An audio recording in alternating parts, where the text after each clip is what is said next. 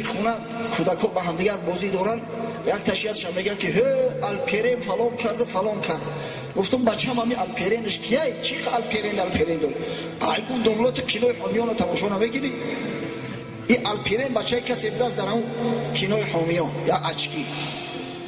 سبحان الله، کودک‌ها اونمو کینوها را تماشا میکنن، اونمو نمک‌ها را یاد گرفتی الپرین نوربانو و خاک و بلا و. اما اگر بپرسش که رسول الله صلی الله علیه و سلم چند فرزند داشت نمیدونه. ای بس کی است؟ او را در مکتب تعلیم نمیتن که محمد صلی الله علیه و سلم چند بچه داشت. در تلویزیون گپ نمیگن. ای بس ما نیست؟ همون فرزند ما و شما است از برای خدا. وقتی که فرزند خودمون عادی ترین علم ندادیم، درباره پیغمبر صلی الله علیه و سلم جزئی ترین اشیا را که براش نفهمیدیم، از کجا یاد بگیرم؟ ما و شما مسئول، پدرای محترم، ما و شما مسئول. دادرمون داملا عبدالله الحال گفت که غرض از قید کردن مولود پیغمبر صلی الله علیه و سلم قید دین رجدینی نیست. این پختر ای گوشت و پردایه و جشن مولدی یعنی که شناس کردن رسول الله صلی الله علیه و سلم از برای امت است و هر چیزی را که شما شنیده در ذمت و واجب می شود که به فرزنداتون برسونه، به اهل بیت خودتون برسونه. اگر نرسونده فقط در پیش خدا جواب بگه. بخاری روایت میکند از محمد ابن سیرین رحمه الله، میگه در نزد بار عبیده بود، یکی از دوستاش، یکی از علمای تابعین. میگه نزدش گفتم که عندنا من شعر رسول الله صلی الله علیه و سلم اصبناه من قبل انس او من قبل اهل انس. با عبیده میگه مراجعت کردم، گفتم یا عبیده تو میدونی که در خانه من چند موی از پیغمبر صلی الله علیه و سلم میراث است؟ چند موهای سر حضرت صلی الله علیه و سلم وقتی در حجت الوداع سر تراشید بین اصحاب گرامیش تقسیم شده بود. میگه از دست انس ابن مالک یا از فرزندای انس ابن مالک همون موها به من رسید است. عبیده میگه گریان شد. این همی چیه که ما و شما وقتی که ایشان قاری میخواند که تمام امتانت صدقه یک تار گیسویت گریان شده، حضرت عبیده گریان شد. گفت لأن تكون عندي شعرة منه لكانت احب الی من الدنیا و ما فیها. قسم به خدا گفت یا ابن سیرین، اگر از همون موی سر پیغمبر صلی الله علیه و سلم یک تارش در دست من میشد، از دنیا و تمام نوش نعمت دنیا، از تمام این خانه و در، از تمام این چارگاه ها برای من اولاتر و بالاتر بود. این از محمد صلی الله علیه و سلم. ولی بپرسم تو که همه حضرت رسول الله صلی الله علیه و سلم یک نسبش ذکر کنه چند نفرش گفته میتونه؟ شاید اکثریتی که تو عبدالمطلب بدونه و اسکک شد. تاریخ پیغمبری خودمون نمیدونه. همه نشانه چی است؟ نشانه به محبتی، نشانه به مروتی، نشانه به اندیشگی و به پرواگی. آخرین جشنهای مولد پیغمبر صلی الله علیه و سلم یک موی نمی شود، یک چه بگم، یک ذره اندکی هست برای آنکه شما تحریک شوه، برای آنکه شما علم رو آموزه، برای آنکه شما در طلب شوه. تاریخ رسول الله صلی الله علیه و سلم رو بخونه، از اون تاریخ عبرت بگیره.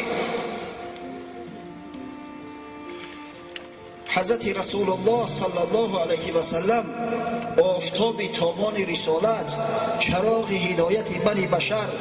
در تاریخ به قول اصح، به قولی که اکثر محققان وقتهای اخیر به او رجوع کرده ایستاده‌اند، نهم ربیع الاول عام الفیل که به سال 571 میلادی 22 اپریل درست می آید، در مکه مکرمه در عائله عبدالله و آمینه به دنیا آمده است.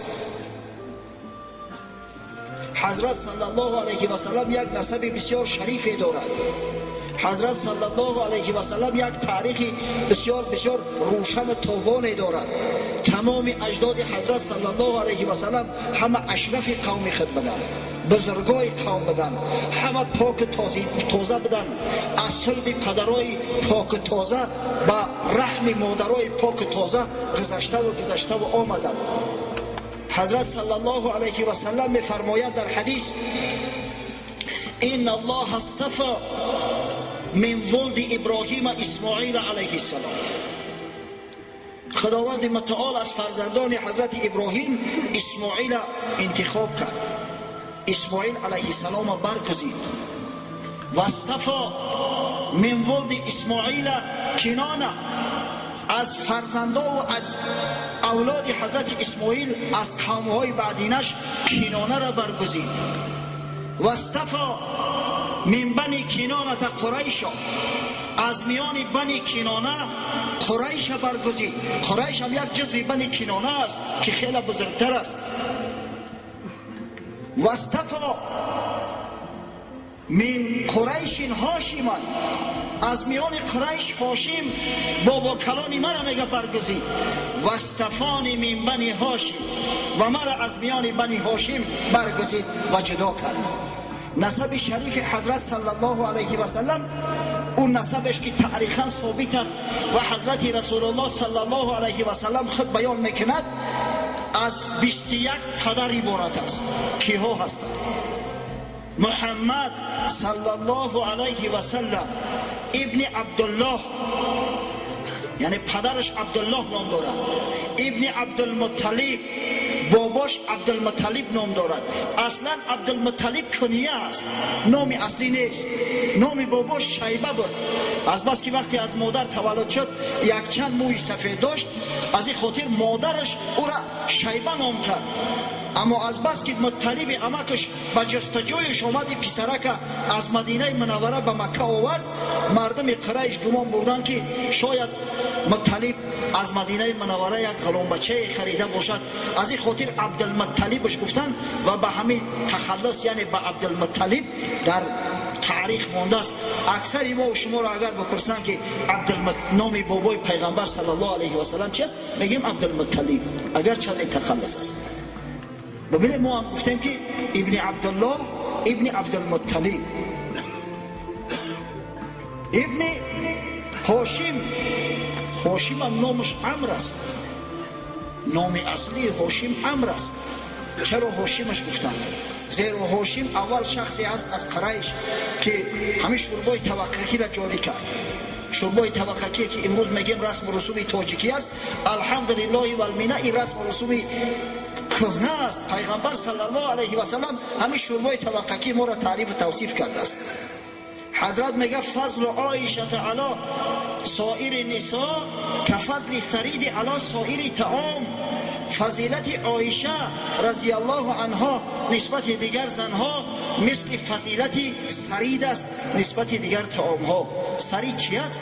ثرید نمی شوربای توقعی، هر چیزی که نانش پاره میکنن بعد اوقات گوشتار را در بالاش چپه میکنن در نزد مردم پیشنهاد میکنن، همه با نام ثرید یاد میشود. این کلمه به شکل ترید در زبان ما هست، اما متاسفانه فقط در مقابل طعام گاو استفادهش میکنیم. ترید گاو تیار کن، اما معنی اصلیش همین ثرید. هر طعامی را میگن که در طبق ریزه کنن و این هاشم از بس که همین را پاره میکرد در طبق نان و برای حاجی هایی که به مال و اموال و به ثروت بدن طعام درست میکرد، با همین تخلص هاشم معروف و مشهور شد. خب ابن هاشم ابن عبدمناف ابن قصی ابن کلاب، لا اقل تا همیشه همه باید بدانیم برادرای عزیز. قصی ابن کلاب شخصی است که قریش به سر قدرت و حاکمیت آورد. قصی ابن کلاب شخص اولینی است از فرزندان حضرت اسماعیل علیه السلام که تولیت و رهبری و اداره خانه خدا را به عهده گرفت. ابن قصی ابن کلاب ابن مره ابن کعب ابن لؤی ابن غالب ابن فهر ابن مالک ابن کنانه ابن خزیمه ابن مدرکه ابن الیاس. اینجا یک خدا ما پرتوفتیم نظر، یک پیش از کنانه با یک نظر هم هست. مالک ابن نظر بله، ابن الیاس ابن معاد ابن مزار ابن نزار ابن مزار ابن نزار ابن معاد ابن عدنان. این نسب شریف پیغمبر صلی الله علیه و سلم. حضرت تو همین عدنان حساب میکرد، بعدا میگفت که نسب شناسا دروغ گفتن. او طرف در بعض کتابای تاریخ از عدنان تا حضرت اسماعیل علیه السلام با 40 پدر دیگر ذکر شده است. بعدا در بعض تاریخ ها اومده است از حضرت اسماعیل علیه السلام تا آدم علیه السلام با 20 پدر دیگر ذکر کردند. اما از بس که روایات بنی اسرائیلی هستند، از این خاطر حضرت صلی الله علیه و سلم گفت نسب شناسان خطا کردند. ما و شما نسب پیغمبر صلی الله علیه و سلم باید بدانیم. ما و شما خدمت‌هایی که او حضرت صلی الله علیه و سلم در راه تحکیم شریعت کرده است باید مثل 5 پنجه بدانیم. ما و شما باید از تاریخ با سعادت حبیب خدا آگاه باشیم. از حضرت صلی الله علیه و سلم فرزندایی که باقی ماندیان در کتابای تاریخ آمده است. پسری بزرگش با نام قاسم آمده است که در خردی از دنیا گذشته بود و تخلص رسول الله صلی الله علیه و سلم که ابوالقاسم محمد صلی الله علیه و سلم میگوییم از نام همین قاسم آمده است. بعد قاسم خداوند براش از مادر مؤمنان خدیجه بنت خویلد رضی الله عنها دختر داد با نام زینب. بعد زینب یک دخترچه دیگر شد با نام رقیه. بعد او یک دختر دیگر خداوند عطاش فرمود با نام ام کلثوم. الحمدلله و المنه. این نام‌ها کم کم در میان مردم ما احیا شده است. مردم سوال میکنن و فرزنداشون نامگذاری میکنن. بعد ام کلثوم به قول اصح بیبی فاطمه رضی الله عنها تولد شده است. بعد بیبی فاطمه یک پسرچه خداوند براش داد با نام عبدالله که با لقب طیب طاهر در کتاب‌های تاریخ آمده است و این دو پسرکش از مادر بیبی خدیجه در همون 30 سال خردی از دنیا رفتند. یعنی که از بیبی خدیجه مادرمون حضرت رسول الله صلی الله علیه و سلم 6 فرزند داشت. آخه اگر ما همیشه را به فرزندامون نگیم، فرزندامون از زبان ما حفظ نکنن، ای کجا دیگه یاد بگیرن؟ بشکرهای سر دیرشو یاد بگیرن. این کودکا اینقدر حافظه دارن که بالایند بروسلی و جکی چن خاک بلا را از یاد میکنن. از برای خدا ای همه بالایند سبیل مونده را اگر نامای فرزندای پیغمبر صلی الله علیه و سلم حفظ کردن برای ما و شما بهتر نیست؟ بعد هجرت به مدینه منوره در سالهای آخری حیاتش خداوند متعال از کنیز رسول الله صلی الله علیه و سلم ماریه قبطی که هدیه مقوقیس حاکم مصر بود براش یک پسرک داد با نام ابراهیم. ببینید حضرت صلی الله علیه و سلم فرزنداش چی نام کرده است؟ عبدالله، ابراهیم. برای ما و شما را باید یک درس عبرت باشه. یک برادر نامش دیوشتیچ خیر کرده است در مسجد، اومد که در حقم دعا کنه. من گفتم یک برادر بسیار جوانمرد است، مؤمن واقعی آمده است در مسجد ما خیر کرده است، نه که من همین زبانم نمیگرده که به همون نام ذکرش کنم. این برادر برای من من بعد عبدالله است. در حق عبدالله برادر مو که برای مسجد خیر کرده است دعا میکنیم که خداوند این خیر احسان کردگیش همچون صدقه جاریه قبول کنه در نامه اعمالش ثبت بسازه. یک درس عبرت از برادرای عزیز برای ما و شما. تعلیم. افسوس و صد افسوس، افسوس و صد افسوس که دعوای محبت میکنیم، دعوای عطوفت میکنیم، دعوای دوستداری میکنیم، دعوای مسلمانی میکنیم، اما در دعوام قایم و استوار نیستیم، میلنگیم. محبت واقعی نیست، رفتار و کردارمون واقعی نیست. اگر ما رفتار و کردارمون واقعی میکردیم، اگر واقعا ما محمد صلی الله علیه و سلم از جانمون بیشتر دوست می‌داشتیم، خدای تعالی او سیادت قیادتی را که از برای اصحاب بزرگواری رسول الله صلی الله علیه و سلم داده بود برای ما و شما نیز عطا میکند. خدا کنه که همین پند نصیحت ها، همین صحبت ها، این نشست ها سبب زاید گشتن محبت ما نسبت حبیب خدا محمد صلی الله علیه و سلم گردد. در ابتدای صحبت من حدیث حضرت عمر رضی الله عنه رو برای شما گفتم که پیغمبر خدا صلی الله علیه و سلم گفت یا عمر، تا زمانی که مرا از جانت بیشتر دوست نداری ایمان تو کامل نمی شود. حضرت عمر اندیشه کرد که یا عمر، تو کی بدی؟ مثل تو عمرها در نیم جزیره عربستان ده ها هزارند، در دنیا صدها هزار بلکه میلیون ها نفر هستند. ترکی عمر کرد که اطراف اکناف ترا میشناسند، همچون وزیر رسول الله صلی الله علیه و سلم ترا میدانند. ترکی عمر کرد که خداوند رضایت خودش از عملی تو در قرآن عظیم شان بیان کرد. رضی الله عنهم محمد رسول الله والذین معه. آخه مگر همه یعنی به شرافت محمد صلی الله علیه و سلم نبود؟ تو چه خیل همه جان نیم کالای خدا از این بزرگ مرد، از این آفتابی تابان، از بزرگترین مخلوق خدا بالا میدونی؟ حضرت خداوندی که هدایتش کرد، حضرت بلابا اومد گفت فإنه الآن یا رسول الله والله لانت احب الی من نفسی. الحال گفت ای رسول الله قسم به خدایی که جانم عمر در قبضه قدرت اوست، از جانم بیشتر دوستت میدارم. فرمان که جان ما فدای پاک میکنم، جان ما حالی در پیش بسیار میکنم. حضرت صلی الله علیه و سلم گفت الان یا عمر. یا عمر گفت انا که ایمانت کامل شد، انا اگر ما و شما خوب اندیشه کنیم که بدن این حضرت در مد نظر داشته باشه، خدمت های حضرت در مد نظر داشته باشه، شاید که به هدایت خداوند همو کمال ایمان را که خدای تعالی برای بندگان بزرگش عطا کرده است و رسول الله صلی الله علیه و سلم برای بعضش وعدش کرد و صراحتا گفت خدای تعالی برای ما و شما را ببخشد. اما افسوس و صد افسوس، حال محبت متفلانه است. حال ما قدم های اول هم میگذاریم، گام های اولیمون است. یک چیز را درست اندیشه کنیم برادران، انما الاعمال بالنیات. همین گریه که ما میکنیم به نیت وابسته است.